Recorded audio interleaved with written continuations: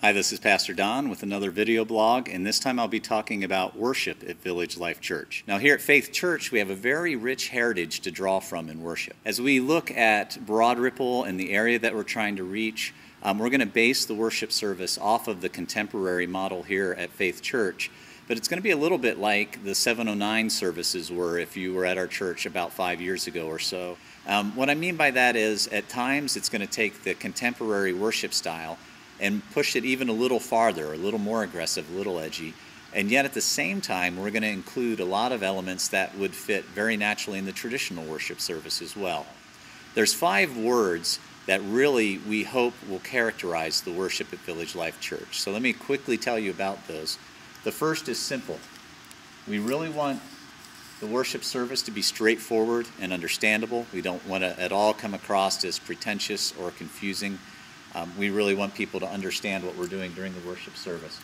The second word I would put up is creative, and I'm not putting it up there very well. There we go. Creative. We really want to match the culture of Broad Ripple by welcoming artistic expression, by being inventive and resourceful.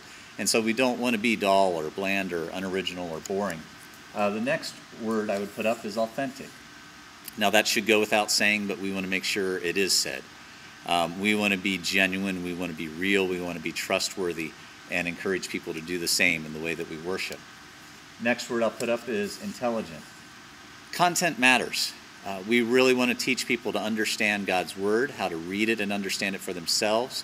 We want our worship to be rational, to have depth of thought and good theology. Content matters. And so the last word I would put up is 2 words. I'm cheating here. The first one is inspired. Second one is anointed. Now, what I mean by that is we want God to show up at our worship services. We know that no matter how hard we work or how hard we plan or rehearse, how creative we try to be, that really it's God's presence that makes it or breaks it. And so we want people to know when they come to our worship services that they've encountered God themselves and that God is speaking to them through His Word. So that's the blueprint of what we're aiming for. Simple, creative, authentic, intelligent, and inspired.